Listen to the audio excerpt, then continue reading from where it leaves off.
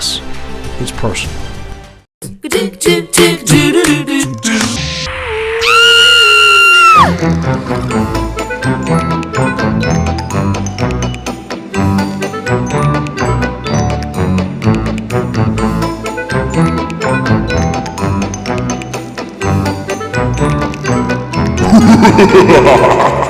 Happy Halloween! We have had so much fun getting ready for this hour here on 3+U. For the last several days, we've been preparing to bring you a full morning of Halloween fun. We have got everything coming your way today, from local ghost stories. We're making a ghost-inspired drink for you on the show today with the Reed House. We are going to have a pet parade on the show for you today, plus a local antique store that once was a funeral home. I bet you've been there and didn't even know that was the history behind it. Of course, you're getting ready for the ghosts and goblins to come your way tonight for some trick-or-treating fun, but we are so glad that you're spending a little bit of time with us this morning, and all of a sudden, I'm hearing something in the studio. What was that? When we planned to do the Halloween show today, one of the first people we thought of was Tish Gailmard at the Chattanooga Nature Center, because we knew she would have at least one animal on site who would tie in with our theme, and sure enough, you do. Yep, here's Winnie. This is Winnie the ghost owl. Yes, she's actually a barn owl, but they get their nickname Ghost Owl. And it's really kind of interesting how they got that name.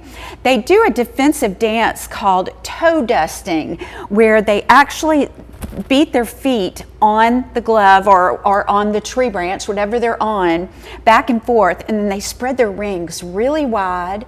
Then they rock their heads side to side. And this is an owl that doesn't hoot. She actually screams. Oh, she does. She screams. And they like to be in old abandoned buildings. And so think about if it's late at night and you're in an old building and there's something above you that's got its wings out, it's mostly white, and it starts screaming at you and rocking its head back and forth and then takes off flying, you might think it was a ghost. Of course you would. I never knew that part of the story. I honestly thought it was just, look, she's going to do it.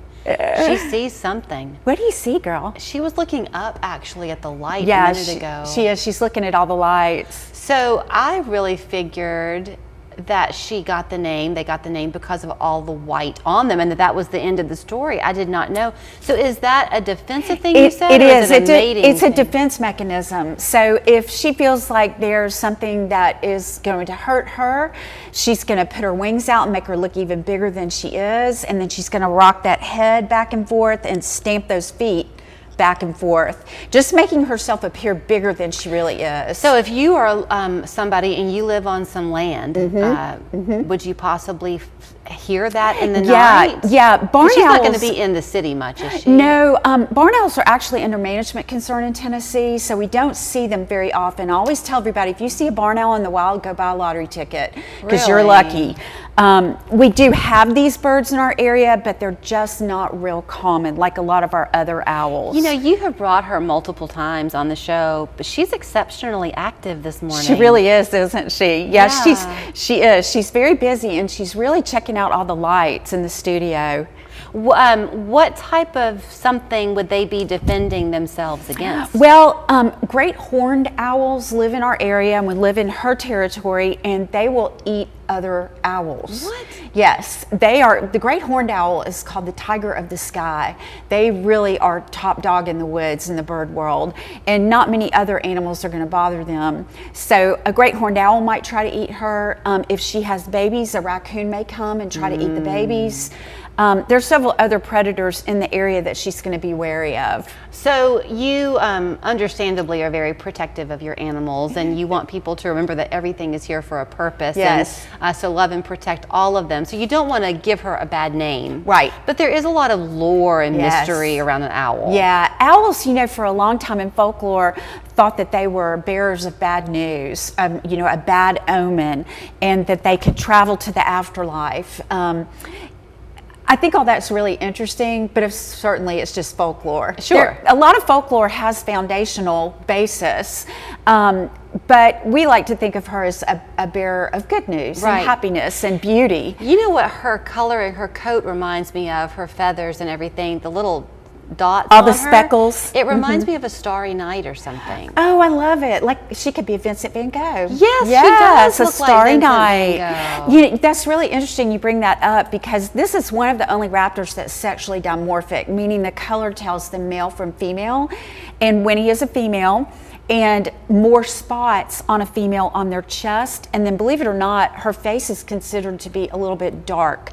A male barn owl, which we have at work, has a bright white face, bright white, and then the chest has less of the markings on it. Wow. It's a very, very subtle difference, but if you know what you're looking for, you can see it. Is she small? She is average size. Is she really? Yeah, so a barn owl she's coming in at about, let's see, she weighed 474 grams this morning. She's heavy. She's so heavy, so less than a pound. That shows you then how dense that plumage is. Very, very, very dense. So if you watch my finger, I can stick my hand. Now I'm touching the back of her neck. Wow. So it's an amazing amount of feathers. What is her particular injury, if you will? Because there's a reason. So Winnie is a little bit different from our normal MO. We actually purchased her when she was still in her egg. What? Yes. So there is a facility in Missouri that raise raptors for education. And we actually purchased her egg before she was born.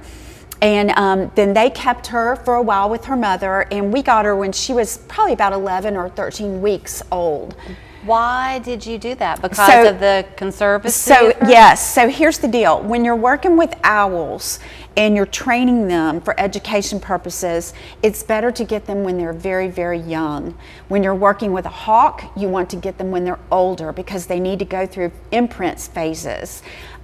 So for our purposes, to have an owl that we can fly and that we can take in all kinds of different situations and it doesn't faze her, it's better to get them when they're very, very young, and then you begin all the exposure to different areas. You know, as much fun as this conversation is, it's too bad we couldn't have done it at night by one of your campfires. Wouldn't that have been you just had awesome? Yes. all the campfire concert series. Those have come to an end, haven't November they? 1's our last one. Yeah, so tomorrow you have a chance to go. Yeah. And if you've got some good ghost stories up your sleeve, That'd just be fun. let the spooky continue for a little while. How old is she? She is 4 now. She turned 4 this year. Will she live a long time? Yes.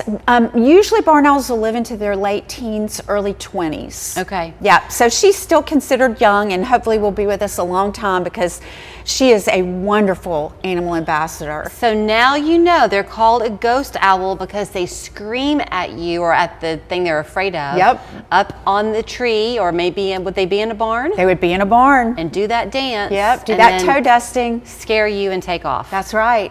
That's right. Unbelievable. Well, Yeah. you don't have to run away from us. We're not afraid of you, and we're not going to hurt you at all. No, are we, girl? Thank you, Tish. Thank you. Happy Halloween.